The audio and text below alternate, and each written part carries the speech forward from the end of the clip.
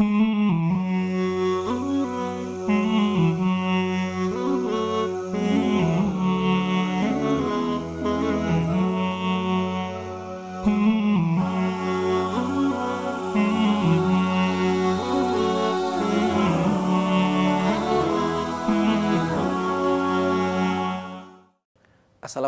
warahmatullahi wabarakatuh. Bismillah, salatu wassalamu ala rasulillah ma'bad. Para pemirsa Umat TV, senang sekali pada kesempatan hari ini kami menjumpai Anda kembali dalam program Islamic Solution untuk segmen Manajemen Syariah. Dan seperti biasa, selama 1 jam ke depan kami akan menemani para pemirsa sekalian untuk membahas manajemen-manajemen pada zaman Nabi dan Rasul. Dan di studio telah hadir narasumber kita, yaitu Ustadz Henry Tanjung, PhD. Assalamualaikum Ustadz. Waalaikumsalam. Gimana kondisinya hari ini Ustadz? Alhamdulillah. Alhamdulillah baik ya. Dan tema kita hari ini adalah mengenai manajemen di zaman Nabi Nuh alaihissalam. Manajemen syariah di zaman Nabi Nuh alaihissalam. Baik, kita akan langsung berbincang-bincang dengan Ustadz kita. Baik Ustadz, untuk manajemen Nabi Nuh ini memang sangat menarik dan sangat kisahnya memang diabadikan dalam Al-Quran juga ya Ustadz ya, di surah Nuh. Dan semua juga orang mungkin sudah tahu bagaimana usia berdakwah Nabi Nuh itu sangat lama dan sangat panjang. Kira-kira prinsip manajemen syariah seperti apa yang diterapkan ini Ustadz? Iya, jadi ini manajemen Nabi Nuh ini hendaknya ya, ini harusnya menjadi menjadi inti yang harus kita sebarkan kepada semua umat. Ya. Karena apa? Karena keutamaan yang luar biasa daripada manajemen Nabi Nuh ini adalah beliau itu berorientasi pada proses, Baik. bukan pada hasil. Ya, jadi kalau ini kemudian kita sebarkan, pesan ini kita sebarkan kepada seluruh umat, ya, bahwasanya kita itu bekerja itu orientasi kita itu adalah pada proses, bukan pada hasil, maka tidak ada orang yang kemudian mengambil jalan pintas. Baik. Ya, mau dapat ijazah tapi tidak sekolah, ya, mau kaya tapi korupsi. Baik. Tidak ada, karena proses itulah yang menjadi inti dalam manajemen Nabi Nuh alaihissalam. Ya, jadi kalau kita lihat kisahnya ya, ini luar biasa. Kalau kita baca surat Nabi Nuh ini semuanya mengenai cerita Nabi Nuh, namanya surat Nuh. Iya. Ya, dari mulai ayat 1 sampai ayat 28. Ya. Para pemirsa sekalian, kalau pegang Quran ya, atau silahkan dibaca Quran atau dipegang Qurannya, kita akan coba lihat ya. Ayat pertama itu Allah berfirman, Inna arsalna Nuhan ila qaumihi. Sesungguhnya Allah telah mengutus Nabi Nuh kepada kaumnya. Jadi dulu kan para nabi-nabi itu diutus kepada kaumnya masing-masing. Iya. Ya, kecuali Rasulullah saja yang kepada umat semuanya. An anzir qaumaka, untuk memberikan peringatan kepada kaumnya, min qabli ayatiyahum adabun alim, ya, sebelum datang azab yang pedih, ya, sebelum hari kiamat maksudnya, sebelum hari pembalasan. Qala ya qaumi, ya, kemudian Nabi Nuh berkata, wahai kaumku, inni lakum nadhirum mubin.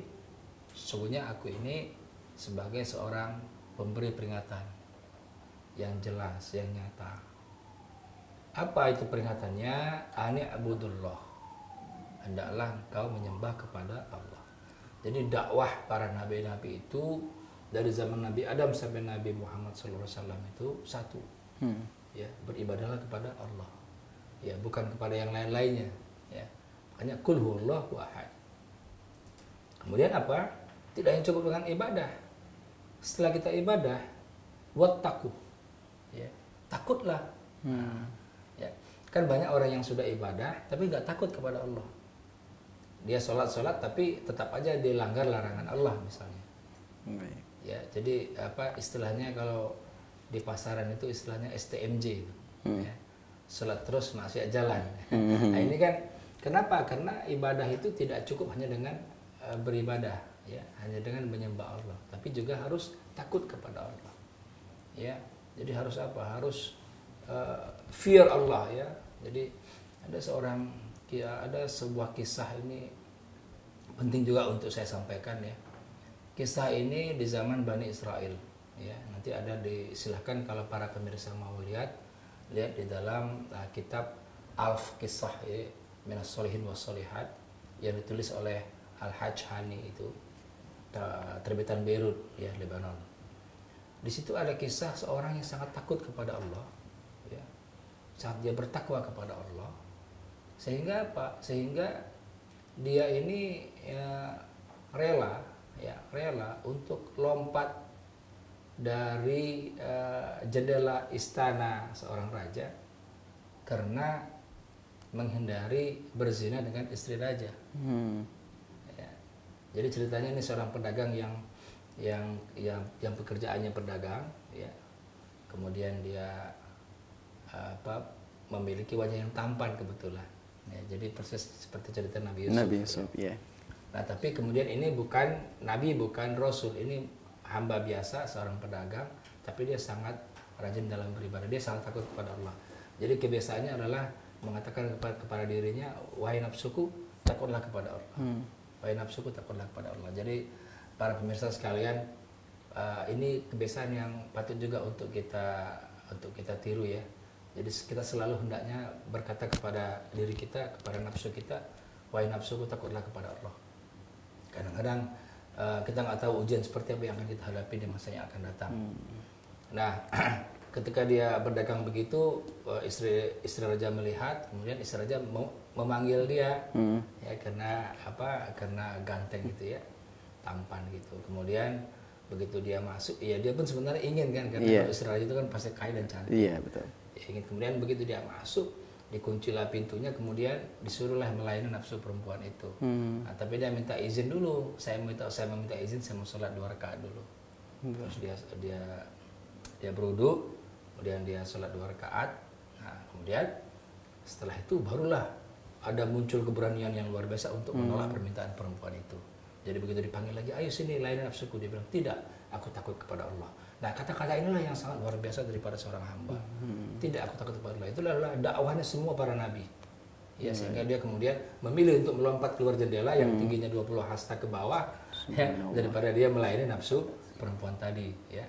Nah, kemudian sebelum dia sampai ke bawah, diselamatkan oleh malaikat Jibril. Nah, jadi ini contoh ya bagaimana dakwah itu kemudian berhasil ketika apa? Ketika masyarakat itu tidak hanya beribadah, tapi di sini juga wattaqu. Bertakwa, takut dia kepada Allah. Takut terhadap apa?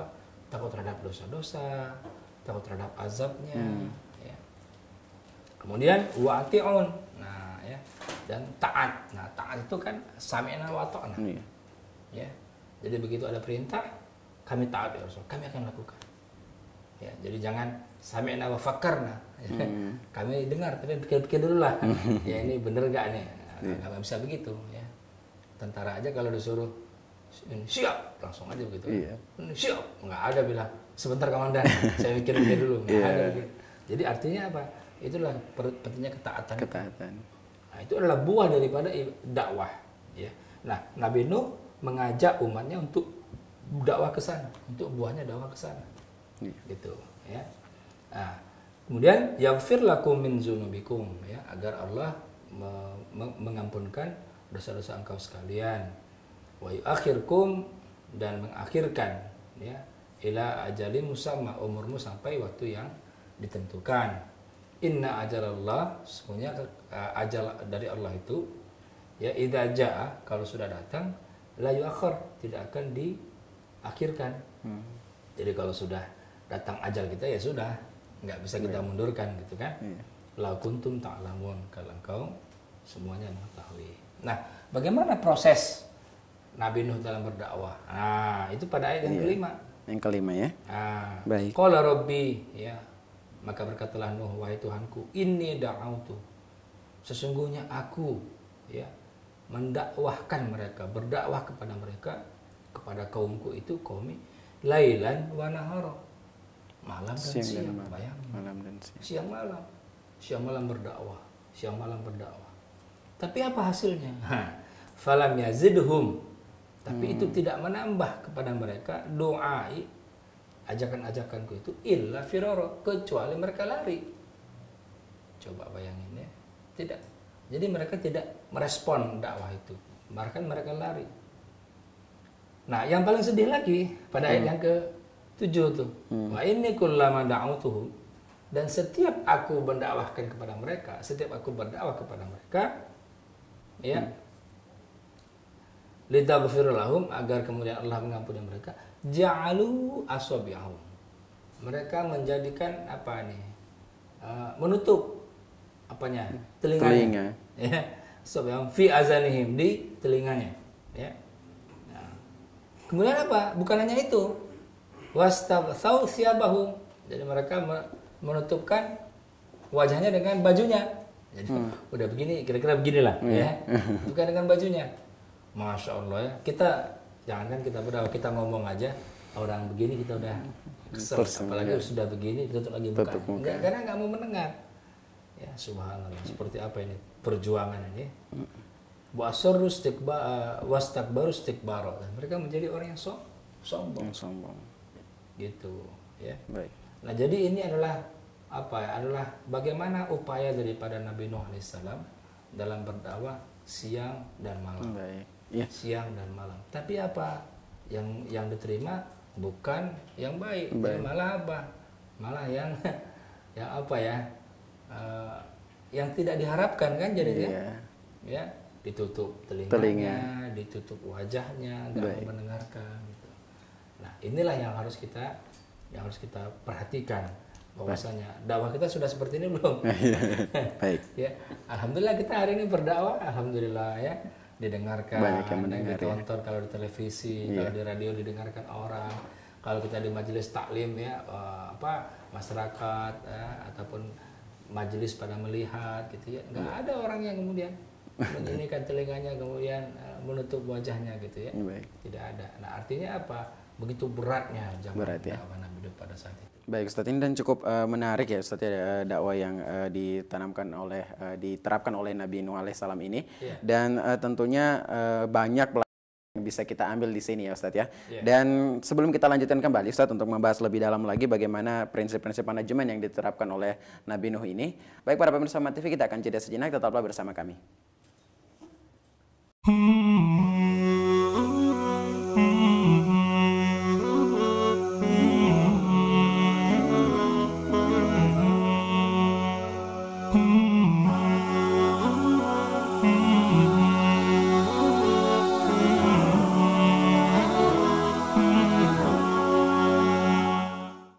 Kembali lagi bersama kami di program Islamic Solution untuk segmen manajemen syariah. Dan untuk tema kita pada kesempatan hari ini adalah manajemen syariah di zaman Nabi Nuh alaihissalam. Dan masih bersama saya Wan Muro dan Ustadz kita, Ustadz Henry Tanjung, PhD. Baik Ustadz, kita lanjutkan kembali. Ini Ustadz, tadi kalau misalnya saya simpulkan dari manajemen Nabi Nuh tadi, bahwa memang adalah orientasinya adalah orientasi proses ya Ustadz ya. Kemudian juga tadi kisahnya juga sampai diabadikan dalam Al-Quran, kemudian juga berdakwahnya siang dan malam, tetapi hasilnya tidak sesuai dengan yang diharapkan. Ini bagaimana kira-kira Ustadz, pelajaran apa lagi yang bisa dipetik dari manajemen Nabi Nuh ini? Iya, jadi itu pelajaran yang pertama tadi. Ya. Pelajaran yang pertama adalah orientasi kita bekerja itu tidak semata-mata pada hasil. Baik. Kita boleh membuat target, kita boleh membuat semacam apalah tujuan tertentu. Tapi begitu kita sudah maksimal bekerjanya, hasilnya seperti itu. Nah, disinilah peran kita untuk apa? Untuk tawakal. Jadi orang yang mengamalkan ya manajemen Nabi Nuh ini tidak akan stres dalam hidupnya. Karena dia sudah melakukan yang terbaik ya. Jadi tidak ada masalah Ustaz ya menargetkan setinggi apapun tidak gitu masalah, ya. Silahkan. Cuman dalam membuat target itu juga kita harus lihat bagaimana pencapaian proses-prosesnya. Kadang-kadang target yang terlalu tinggi ya akhirnya karyawan itu tidak sanggup gitu ya. Jadi istilahnya begini, sudah kerja berdarah-darah pun itu nggak bisa mencapai targetnya. Gitu. Nah, kenapa kita harus paksakan gitu ya.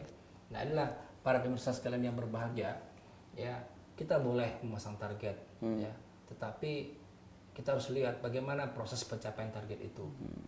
Ini yang kadang-kadang menjadi pemicu juga sehingga orang menghalalkan segala cara.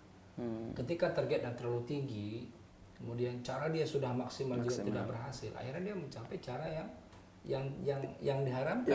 Baik. Yang penting target tercapai. Ini bagaimana ini kalau ini sudah terjadi? Jadi sebenarnya tidak ada niat untuk melakukan sesuatu yang diharapkan itu, tetapi ketika dia berbenturan dengan sesuatu yang harus dia capai, targetnya ya. Yang itu misalkan menyangkut kepada nasib dia ke depan, ya, pengukuran kinerja dia, pengukuran prestasi dia, maka otomatis dia akan menggunakan cara-cara apapun, yang penting target tercapai, kemudian dia juga secara ini dianggap berprestasi. Baik. Nah, ini yang paling berbahaya. Jadi dalam menetapkan target itu hendaklah kita lihat pada prosesnya ya. Jadi bagaimana kira-kira mampu nggak dicapai ya. Jangan kemudian dibuat semacam target yang sangat melangit gitu, sehingga tidak mampu untuk dicapai ya. Baik. Kemudian juga tadi dalam Al-Quran juga sudah disebutkan ya pada ayat tadi sudah dijelaskan sampai ayat ke-7 Ustaz ya. 7 betul. Iya, mungkin bisa dilanjutkan Ustaz mengenai. Jadi itu tadi pertama ya. Nah, yang kedua ini menarik pada ayat yang ke-8 sampai 10 ini ya. Summa ya, kemudian ini da'autuhum jihara. Nabi Nuh mengatakan sungguhnya aku berdakwah itu dengan jihar. Ya. Jihar itu kan ini ya, terang-terangan ya. Baik. Ya, beda dengan ifa disembunyikan ya. Ini jahar, ya. Izhar, terang-terangan dia ya. Dijelaskan gitu ya. Kemudian summa inni alantu, kemudian aku mendakwakan itu dengan iklan. Iklan itu bayangkan orang berdakwah mengumumkan tengah-tengah masyarakat, itu kan risikonya apa? Bisa aja dipukulin. Iya, betul. Ya, seperti dulu Abu Zar kan. Abu Zar ketika didakwah, wah, masuk Islam, wah dipukulin dia kan. Nah, ya. Ini juga begitu. Ya, di dalam tafsir ini dijelaskan Nabi Nuh tidak takut. Baik. Dengan segala konsekuensinya. Ya. Kemudian lahum wa asrartu lahum israra. Juga Nabi Nuh melakukan secara terang-terangan, secara secara sembunyi. Ya, jadi pertama tadi iklan, ya. Dia bicara di depan orang banyak, ya, dia mengajak orang secara terang-terangan. Juga beliau melakukan secara secara sembunyi, secara rahasia. Ya, jadi ini apa nih dalam renungan ayat yang terakhir ini, yang barusan kita baca ini, para pemirsa sekalian, ini menegaskan bahwasannya di dalam kita melakukan sesuatu itu kita perlu strategi. Nah, ini adalah kajian manajemen strategi. Strategi apa yang kita lakukan agar upaya kita itu bisa maksimal. Baik, jadi kadang mungkin harus dengan terang-terangan juga, kadang juga dengan harus sembunyi-sembunyi. Betul. Jadi kita harus menggunakan strategi-strategi yang kira-kira bisa kita untuk berhasil. Ya. Nah, ini di dalam kajian manajemen strategi ini sangat banyak dikaji orang. Bukunya juga tebal-tebal sekali. Ya, jadi pemirsa sekalian, di dalam manajemen strategi ini kita harus melihat bagaimana target kita untuk, misalnya saja kalau kita bicara rencana strategis itu atau Renstra itu, maka kita melihat bagaimana pencapaian untuk jangka panjang misalkan, ya. Biasanya Renstra itu kita buat perencanaan di atas 10 tahun, ya, bisa 15 tahun, bisa 25 tahun, bisa 20 tahun, ya. Dan jelas, pencapaian-pencapaiannya jelas. Nanti dari Renstra, rencana strategis ini, ya, kita perlu buat ke dalam rencana-rencana jangka pendek. Nah, ya, kalau dulu di zaman dulu kan ada yang namanya repelita. Yeah. Ya, rencana pembangunan 5 tahun. 5 tahun pertama apa yang diharapkan, tahun kedua apa. Tapi ada rencana jangka panjangnya. Ya, dulu namanya PJPT kan, pembangunan jangka panjang, tahap 1, ada tahap 2. Nah, seperti itu. Jadi itu adalah meniru daripada bagaimana kita harus melakukan strategi-strategi yang untuk kita bisa lakukan dalam kita mencapai tujuan kita. Ya, jadi para pemirsa sekalian, kita harus menggunakan semua strategi, tentunya yang dihalalkan. Ya, jangan kemudian dihalalkan. Baik. Ya, kita harus memutar otak kita. Kita harus berpikir. Ya, begitu juga dengan dakwah misalnya. Kita harus menggunakan semua strategi apa yang bisa supaya dakwah ini sampai ke masyarakat. Baik. Ya, kita dakwah terang-terangan di televisi, kita dakwah terang-terangan, kita iklankan dakwah ini. Ya, kita ajak semua orang untuk kepada Allah, ya, untuk beribadah kepada Allah, untuk takut kepada Allah, untuk taat kepada Allah. Ya. Tapi pada saat yang sama jangan juga tinggalkan dakwah secara sembunyi-sembunyi, dakwah secara infirodis, dakwah secara khusus, ya kepada bos kita dakwah berdua, kita ajak dia sendirian untuk sholat, misalkan kalau dia belum sholat, ya kepada bawahan kita ajak ngobrol berdua, ya kita bicarakan kebesaran Allah, kita ajak dia untuk menuju kepada Allah. Nah inilah pentingnya.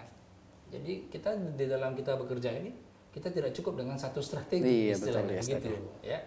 Jadi kita harus menggunakan strategi apa yang kita bisa lakukan untuk mencapai tujuan-tujuan kita. Baik, dan ini cukup menarik Ustaz sebenarnya pembahasan mengenai strategi ini, khususnya strategi berdakwahnya mungkin bisa diambil oleh para aktivis sekarang atau para pendakwah. Bagaimana caranya menerapkan strategi bagaimana berdakwah secara terang-terangan pada kondisi bagaimana, dan pada saat kondisi sembunyi-sembunyi bagaimana diterapkan. Ya contoh misalkan ini. Ya kalau kita bicara dakwah ya. Para pemirsa sekalian, kalau kita bicara dakwah tentang ekonomi syariah misalnya, ya, nah ekonomi syariah ini kan biasanya ditampilkan dalam bentuk buku, ya, orang baca buku tentang judul ekonomi syariah, atau juga kemudian ditampilkan dalam bentuk talk show di televisi, ya tentang apa itu ekonomi syariah, dibahas dari ayat Quran, dijelaskan oleh ustadz misalnya, ya. Tapi juga perlu juga kita pikirkan bagaimana kemudian ekonomi syariah ini kita tayangkan dalam bentuk sinetron misalnya, ya, dalam bentuk cerita-cerita pendek misalnya, ya, yang ini membawa hikmah seperti apa, ya. Nah atau juga misalkan perlu juga kita tulis ekonomi syariah dalam bentuk novel misalkan, ya, yang sudah saya lakukan, saya menulis ekonomi syariah dalam bentuk novel yang judulnya Ekonom, ya. Alhamdulillah novel itu mendapatkan penghargaan dari Museum Rekor Dunia Indonesia atau MURI sebagai novel ekonomi syariah pertama di Indonesia. Ya. Nah ini kan apa? Ini kan artinya ada upaya-upaya kita untuk bagaimana kita melakukan semua strategi yang halal, ya. Nah semua strategi, ya, yang kita untuk apa? Untuk tujuan itu supaya bisa tercapai. Nah disinilah perlu apa? Kita kelihayan kita berpikir di situ, ya, afala taqilun afala tatafakkarun. Nah disitulah. Jadi para pemirsa sekalian, ya, kita harus selalu menggunakan, bertanya-tanya lagi, apakah yang sudah kita lakukan ini sudah pas ataukah belum. Artinya apa? Keseharian kita harus memiliki daya inovasi. Ya. Kita tidak bisa stagnan, diam dengan keadaan kita. Harus ada pembaruan ya Ustaz, ya. Harus ada pembaruan terus, ya. Bahkan lembaga-lembaga pun begitu, ya. Lembaga yang stagnan itu kalau dia tidak ada inovasi. Ya, contohnya koperasi misalkan, ya. Koperasi itu adalah koperasi yang baik kalau dia setiap tahun dia melakukan inovasi. Ya, itu ada peraturan menterinya malah di situ. Nah, artinya apa? Kita terus berpikir, berinovasi, bagaimana strategi itu bisa kita lakukan. Harus ada pembaruan setiap saat Ustaz, ya. Setiap saat harus ada pembaruan. Itu namanya muhasabah, ya. Baik, untuk menilai yang mana yang perlu ditingkatkan, yang mana mungkin yang perlu dicukupkan, ya Ustaz, ya. Betul. Baik, ya. Baik, para pemirsa Umat TV, kami masih akan kembali untuk membahas pertanyaan-pertanyaan dari pemirsa. Namun kami tetap mengundang Anda bisa melalui SMS di 08234717333 atau bisa melalui line telepon kami di nomor yang sama. Dan kembali setelah jeda berikut. Tetaplah bersama kami di Islamic Solution untuk program Manajemen Syariah.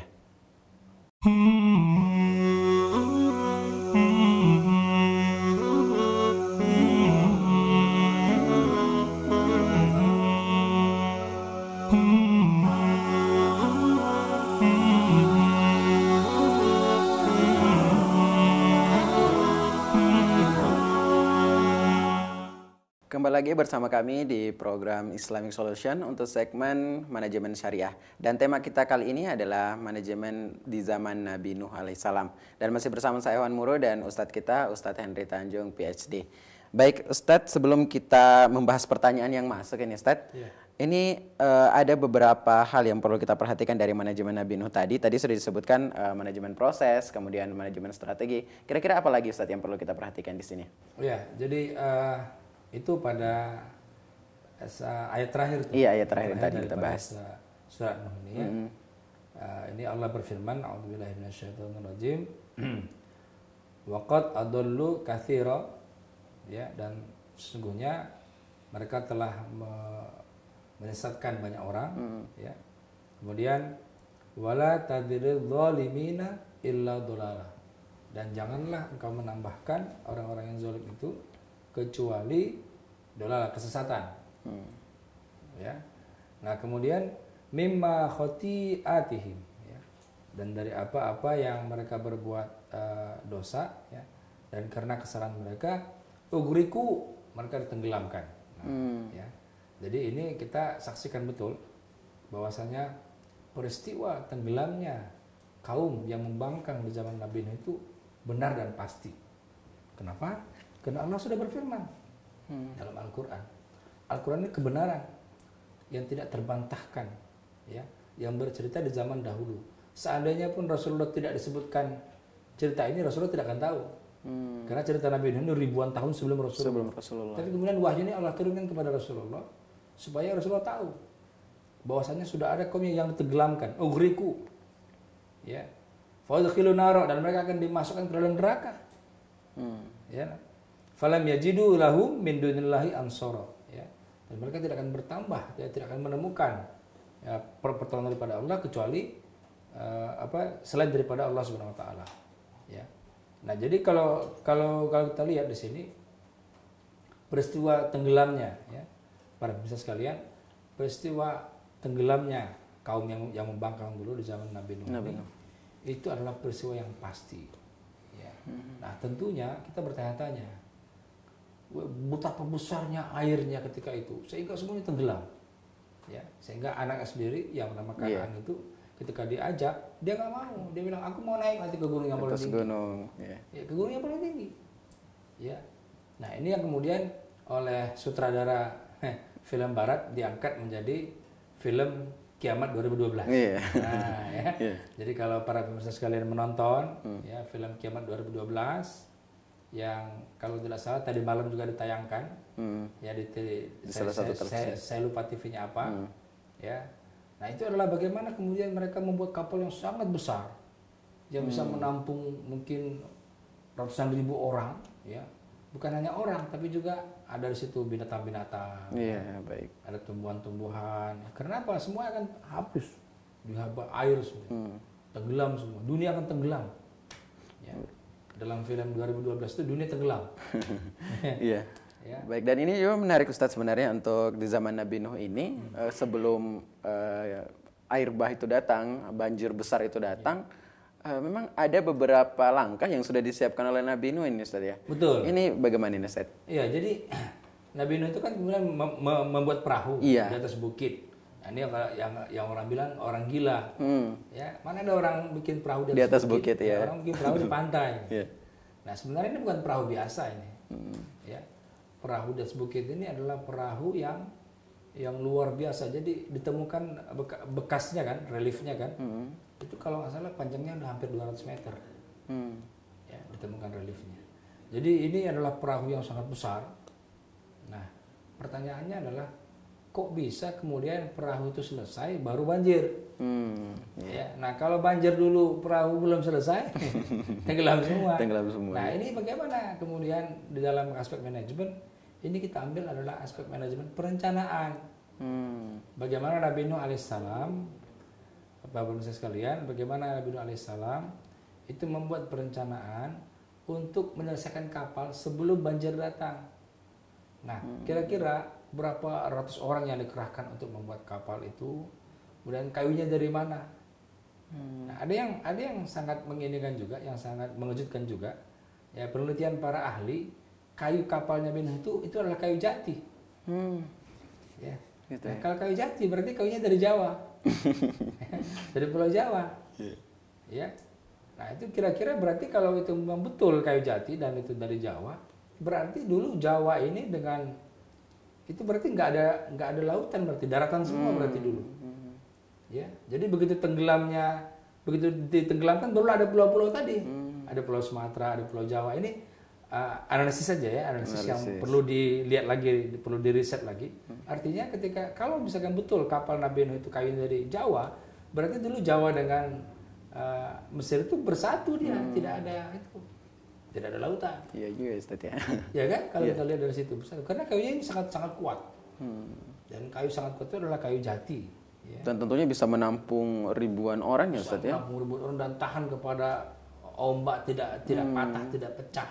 Kan kalau kayu-kayu biasa kan bisa hantam, kan ambil kan bisa pecah dia. Apalagi banjirnya ini sangat besar ya Ustaz ya. Dan besar sekali dan walau alam berapa lama surut airnya? Subhanallah. Berapa lama surut airnya? Kita belum ada apa nas yang apa menjelaskan berapa lama surut airnya itu. Banjir yang bisa menenggelamkan sampai gunung itu. Ya. Nah, itu kemudian diambil inspirasi ke dalam film itu. Jadi kalau kita lihat filmnya subhanallah ya. Jadi orang-orang menafsirkan kiamat itu begitu. Ya, kiamat itu semuanya akan dihabisin ya sama air yang dahsyat, dihabisin semua. Dan nggak lagi orang yang bersisa. Nah, ketika itulah kemudian ketika sudah ditenggelamkan ya, sudah masuk semua, maka Nuh berkata, ya Nabi Nuh berkata, wa qala Nuh, dan berkata Nabi Nuh, Rabbi ya Tuhanku, la tadhar 'alal ardi minal kafirina dayyara. Jangan engkau biarkan di atas bumi ini orang kafir itu hidup. Satu orang pun, habisin semua kira-kira gitu. Ya. Jadi ini doa ya, doa Nabi Nuh. Ketika itu apa? Bukan Nabi Nuh kesal sebenarnya. Ya, udah dakwahnya ratusan tahun ya tidak didengarkan, bukan kesal. Kenapa? Ada alasan Nabi Nuh. Alasan Nabi Nuh apa?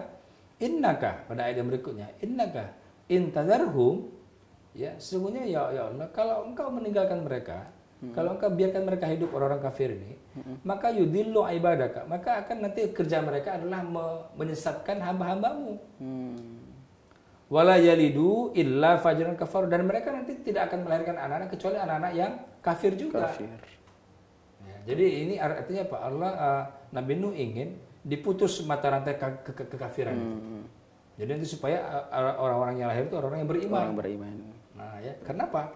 Bukan karena Nuh kesal ya, kemudian doanya nggak terima, kemudian dia ingin supaya mereka mati semua, tidak. Tapi apa? Orang-orang kafir ini kalau dibiarkan, nanti kerjaan mereka itu dua. Pertama, satu itu membuat orang lain sesat. Yang kedua, dia akan melahirkan anak-anak yang juga sesat.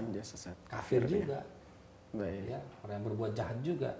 Nah, kemudian apa doanya? Ya Allah, habisin mereka semua. Jangan biarkan hidup sedepun gitu ya.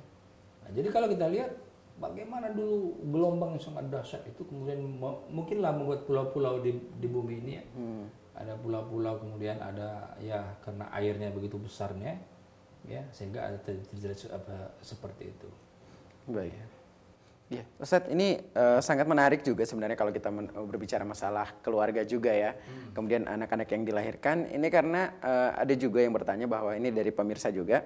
Ini bagaimana cara untuk manajemen seorang seperti Nabi Nuh ini bisa mengatur dirinya untuk mengurus keluarga juga dan untuk mengurus dakwah. Karena kurang lebih 950 tahun ini Ustadz ya. Iya. Iya, jadi kalau kita lihat ya, jadi bagaimana membagi ya antara dakwah dengan keluarga. Ini yang kadang-kadang jadi problem juga di tengah-tengah masyarakat ya. Para pemirsa sekalian, ada orang yang sangat aktif berdakwah, kemudian keluarganya dilupakan, ya akhirnya keluarganya berantakan, ya. Jadi dia sibuk berdakwah keluar, tapi dia tidak mendakwah keluarganya. Nah, ini yang berbahaya, ya. Apalagi seorang perempuan misalnya, seorang ibu yang setiap hari keluar dari rumah. Alasannya apa? Dakwah. Alasannya dakwah. Tapi anak di rumah nggak diperhatikan, makannya nggak terurus, ya pendidikan nggak terurus. Dia sibuk dakwah keluar, ya, kemana-mana gitu. Itu juga tidak baik, ya. Justru dakwah pertama itu adalah dakwah pada keluarga. Pada keluarga, ya. Allah berfirman dalam surat At-Tahrim ayat 6. Ku anfusakum wa ahlikum nar. Ya. Itu yang pertama.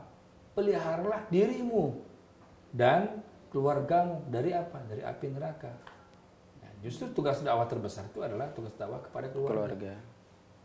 Nah, selama ini kan gini, ya, para pemirsa sekalian, ada kesalahan, ya, kesalahan paradigma di masyarakat kita, bahwasanya kalau dakwah itu adalah dengan ceramah kemana-mana.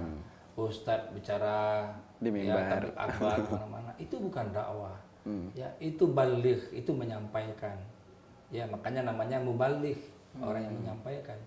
Kalau dakwah itu mengajak, ya mengajak orang. Kita bisa berdakwah. Semua orang itu punya tugas dakwah. Jadi seorang kepala keluarga dia punya tugas dakwah bagaimana supaya istrinya, keluarganya itu dekat kepada Allah. Tidak harus dengan ceramah. Kita bisa beli bukunya kok. Sekarang sudah banyak buku-buku di buku-buku agama. Ya, kita bisa beli misalkan Riyadhus Shalihin. Setiap kita sholat kita bacakan kepada anak-anak kita misalkan. Ya, jadi kita tidak perlu berdakwah kemana-mana gitu ya. Justru anak kita atau istri kita itu yang harus kita yang paling penting duluan. Baik. Lebih utama ya Ustadz ya, Paling anak dan utama, keluarga. Ya. Komunikasi itulah yang penting. Ya. Yang paling sederhana misalkan ketika ibu-ibu di rumah membacakan kisah-kisah heroik ya, Islam misalkan kepada anak-anaknya, kan anaknya jadi terinspirasi. Iya betul. Ya, oh ini dakwah gitu. Ya. Jadi dakwah itu bukan keluar kemudian ceramah-ceramah mana, itu namanya balik, itu namanya mubalik namanya ya, penyampai saja. Ustaz, ini ada lagi pertanyaan dari Rizky di Jakarta. Ini bagaimana cara metode berdakwah kepada keluarga yang jauh dari syariat, Ustaz? Syariat Islam ini. Metode berdakwah kepada keluarga yang sangat jauh dari syariat Islam. Ya, begini ya, Rizky ya. Keluarga ini ya adalah sesuatu yang harus disayangi. Ya, harus disayangi. Nah, kita tidak boleh melihat orang yang belum sholat, melihat orang yang belum puasa, itu melihatnya dengan kebencian, itu nggak boleh. Ya, mulai kita marah kepada dia, itu nggak boleh. Justru kita memandang mereka dengan pandangan kasih sayang. Itulah dakwah Rasulullah SAW. Rasulullah itu gimana nggak menderitanya ketika beliau hijrah ke Taif. Dilempari, bajunya bersih jadi kotor, ya, berdarah-darah semuanya. Betapa sakitnya. Tapi Rasulullah tidak membalas. Justru apa? Pandangan yang muncul adalah pandangan kasih sayang. Jadi ketika ditawarkan oleh malaikat, bagaimana kalau aku balikkan bumi itu, kata Rasulullah, jangan. Sesungguhnya mereka adalah kaumku, mereka belum tahu. Nah, jadi justru dakwah itu pertama syaratnya adalah kita harus memandang objek dakwah kita dengan pandangan kasih sayang. Dia belum sholat, nah kita dekati dengan pandangan sayang, nanti coba kita diajak ya. Persis seperti kita dengan anak kita. Anak kita belum sholat, kan kita ajak dia sholat. Ayo masjid yuk, ayo sholat berjamaah kita yuk. Gitu. Ya, diajak dengan pandangan sayang, bukan dimusuhin. Ya. Bukan dimusuhin, apalagi diperangin. Ya. Jangan. Kita ajak dulu mereka ya. Nah, siapa tahu Allah berikan hidayah kepada mereka sehingga mereka mau ikut. Ya. Pendekatan. Nah, sekarang gini kan, kita kan salahnya gitu. Kita belum ngajak dengan baik, ya. Kita belum kasih sayang kepada mereka, kita belum mencintai mereka, tahu-tahu kita musuhi. Jadi seolah-olah agama Islam ini menghakimi gitu. Harusnya kan tidak, ya. Agama Islam ini adalah mengajak. Ya. Jadi apa namanya? Dakwah kan istilahnya kan dari da'ah. Ya, mengajak ya yadu kan dakwatan. Jadi bagaimana kita mengajak? Nah, mengajak ini bisa terang-terangan tadi seperti Nabi Nuh tadi ya. Sembunyi-sembunyi. Baik. Ya, dengan cara strategi macam-macam. Baik Ustadz, ya syukran jazakumullah khairan atas jawabannya. Ustadz, ini pertanyaan terakhir Ustadz dari Sam di Lampung. Ini bertanya tentang mengenai takdir tadi Ustadz ini. Takdir baik dan takdir buruk itu bagaimana sebenarnya Ustadz? Karena dia ingin Syam ini ingin menjadi orang sukses, targetnya ingin menjadi orang sukses. Terus bagaimana dihubungkan dengan takdir tadi Ustadz? Takdir ini kita tidak tahu kecuali sudah terjadi. Gitu ya. Ya, ini yang harus kita pahami. Kita nggak tahu takdir kita masa depan seperti apa. Yang penting ya bagi kita sebagai hamba Allah ini, kita berusaha semaksimal mungkin dengan cara yang baik. Ya, nah hasilnya seperti itu, itulah takdir. Ya, itulah takdir. Ini saya beri contoh aja sedikit ya. Jadi ketika habis ngaji hari Ahad yang lalu, habis saya ngaji, saya ajak kawan saya untuk makan lontong Medan, ya. Di sana ada bagus, ayo kita ke sana. Ternyata waktu sampai sana dia nggak jualan, gitu. Dia nggak jualan, akhirnya kan karena sudah teman diajak, kita makan lontong Padang sebelahnya. Gitu. Ya, nah takdir kita adalah kita makan lontong Padang, baik, ya kan. Nah tapi kalau kita sebelum ngaji kita kan pengennya makan lontong Medan, gitu. Baik. Ternyata makan lontong Padang, gitu. Nah inilah namanya takdir. Jadi takdir itu yang sudah terjadi baru kita yakini itu sebuah takdir ya. Yang masa depannya akan datang sudah kita nggak tahu rencanakan ya. Makanya apa?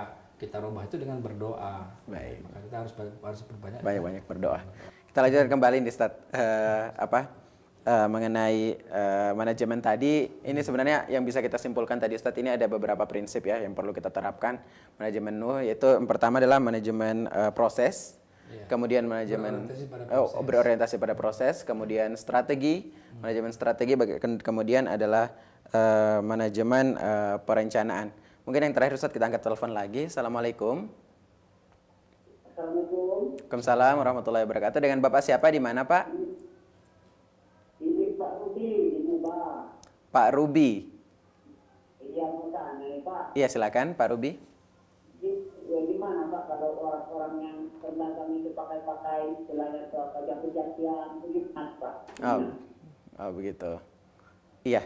Iya, makasih Pak. Baik, terima kasih kembali Pak Rudi dari Kupang. Assalamualaikum. Waalaikumsalam warahmatullahi wabarakatuh. Ini pertanyaannya mengarah kepada ini Ustaz. Gimana? Pertanyaan tadi bagaimana misalnya orang yang berjualan, ya berjualan, mungkin ini yang proses tadi Ustaz, prosesnya. Kemudian caranya itu adalah cara-cara yang diharamkan seperti tadi pesugihan atau apa segala macam Ustaz. Iya. Ya ini betul-betul ini jadi fenomena masyarakat kita ini. Ya kita nggak nafikan ini. Ini terjadi di mana-mana ini. Ya bagaimana orang kemudian berdagang. Ya pakai jampi-jampi lah, pakai keramat, ya pakai tanda ini. Nanti ini kalau ini alat ini ditaruh di toko nanti akan ramai orang datang. Ya. Nah inilah sebenarnya kesyirikan yang luar biasa ini. Ya. Ini kita nggak boleh lakukan. Karena apa? Karena ini berlawanan dengan akidah kita. Akidah kita yang akan datang itu hanya tahu Allah SWT, bukan kita. Coba kita lihat nanti surat Al-Luqman ya, ayat terakhir. A'udzubillahi minasyaitonir rajim. Wa ma tadri nafsum madza taksibu ghadan. Tidak seorang pun yang tahu apa yang akan terjadi besok hari. Ya, jadi kita nggak bisa meyakinkan dengan kita pakai ini maka nanti akan banyak pembeli segala macam. Tidak. Ya. Nah, inilah yang berbahaya. Jadi caranya itu sudah nggak benar ini, cara-cara berdagang seperti ini. Ya, ini kalau bisa nanti kita bisa buat sinetron juga ini.